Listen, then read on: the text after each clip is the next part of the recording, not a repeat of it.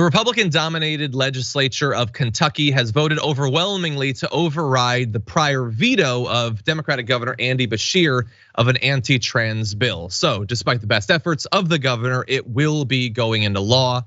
The law specifically bans surgeries, puberty blockers, and hormone therapy for children under 18, as well as basically a laundry list of every transphobic fantasy that right-wingers have had over the last couple of years. It forbids school districts from requiring or recommending that students be referred to by pronouns that, quote, do not conform to a student's biological sex. It also compels doctors to cease treating patients who are undergoing gender transition care, adding that if physicians deem that ceasing treatment is likely to, quote, harm the minor, they may set a time frame to systematically phase out treatment. Well, isn't that merciful of them to very briefly listen to the advice of an actual medical professional? In addition to that, it also has new rules governing transgender youth, such as the law putting limits on what can be discussed in schools, requiring schools to give notice to parents about any program on the subject of sexuality, barring teaching of sexuality below the 6th grade level, and banning lessons at any grade level about gender identity or sexual orientation. So basically, all of the transphobic things everywhere. Benny, they tried, Beshear vetoed it, and now another state is passing this transphobic, I almost swore, I'll say BS. Yeah, there's a lot of different directions to go here. There's genuinely like so many different directions to go here. Okay, first and foremost, okay, if you're an ally and you don't know how to talk about trans stuff, especially when it comes to trans youth and you don't understand all the hormones and stuff, I'm gonna give you this basic one-liner that should give you an idea of like how to understand what exactly it is we're fighting for, right? Children should be allowed to go through whichever puberty they are the most comfortable with at the normal puberty age. That's it.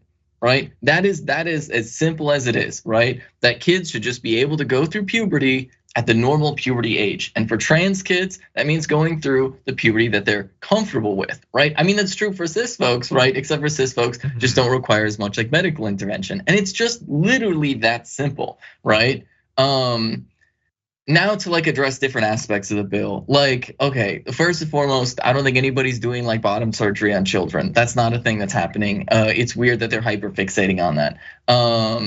Secondarily, banning any conversation about gender identity or sexual orientation. This is where malicious compliance, I think, is very, very effective, right? Like, and I think any state where anything like this is put in place, there should be a lot of malicious compliance, because I hate to break it to you, but dear cisgender people, you have gender identities too. I know this is wild, but you have a gender as well. Gender is not just something that trans people have. I know, shocker, right? Shocker. So if they're talking about George Washington was a man who, oh wait, what? Are you teaching about gender right here? George Washington was a what? You're making a pretty bold claim here to say that George Washington was a man. I don't know. I think this sounds like some gender identity that you're trying to teach here. And George Washington had a what? A wife? Whoa! Back off there. That's a sexual orientation. Okay, I think you need to slow your roll a little bit. At the same time, it's both at the same time, like double whammy, right? Double illegal, not allowed.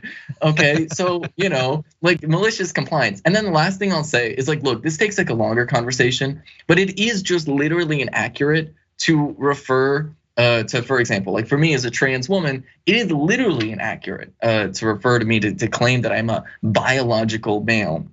Biological sex is something that is determined by a whole constellation of different factors, right? A whole constellation of different factors. And with like trans people, we can get into the neuroscience of it and talk about like, gendered brains and all of these things. But like the long story short of it is literally inaccurate to refer to trans people as being biologically of like the assigned gender they were given at birth, because it just fundamentally is not true with the biological reality.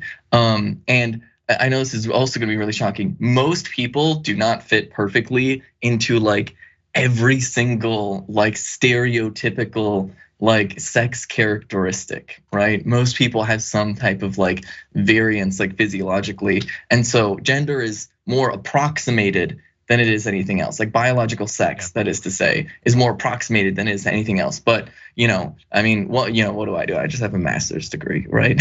After what feels like years now of nonstop legislative attacks against the trans community, which do continue, we finally have a bit of pushback. with Senator Ed Markey and Representative Pramila Jayapal introducing a quote transgender Bill of Rights in the House and Senate just in time for Transgender Day of Visibility. As of right now, there are 5 co-sponsors of the legislation in the Senate, 101 in the House, and here is what it's designed to do. The bill is a resolution that calls for the federal government to assure transgender people certain rights, including protections from discrimination. The resolution calls for Congress to add gender identity and sex characteristics to the Civil Rights Act of 1964 and to federal education laws to protect against discrimination. It includes considerations for rights concerning healthcare, calls for measures that protect trans people from discrimination in healthcare, an end to government restrictions on access to gender-affirming care for both young people and adults, an expansion of telehealth, and other measures protecting providers of gender-affirming care from violence in the workplace, as well as calls for increased mental health and suicide prevention services for trans and non-binary people, a ban on conversion therapy, and improved procedures for LGBTQ+ immigrants seeking asylum. So this is what we have from the Democrats, this Bill of Rights, which we have to be honest, obviously is not going to pass the House, but still good that they're doing it. And then on the other side, if you take a look at this map that Axios put together, this is anti-trans legislation. This is the difference in bills from one year to another. And you can see in some states like Texas, 57 bills. Texas does not even have a full-time state legislature. And they found time to do dozens and dozens of bills specifically trying to curtail the rights of the trans community. That's just in Texas. There are dozens and dozens more scattered across the country. Brett, what do you think? I think it is right to add these kinds of protections to the bill, to the civil rights bill. I think it makes absolute sense because that really encapsulates what most decent human beings want, which is just equal protection under the law. Laws against discrimination based on your personal identity, who you are as a person. That sounds very fundamental and very understandable. Now, since nobody can disagree with that, and if they do, they're just horrible. They're just being a jerk. Because most people look at that and go, yeah, it makes sense that we don't discriminate based on race or religion. We should expand that so we just don't discriminate, all right?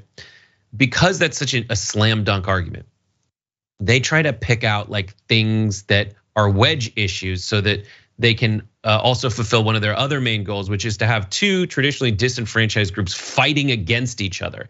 That's why they bring up like parents' rights and cis women versus trans women and all of that. When we should just say like, yo, let's just protect everybody. Cool, let's do it. This is America, right? Still, yeah, let's do that.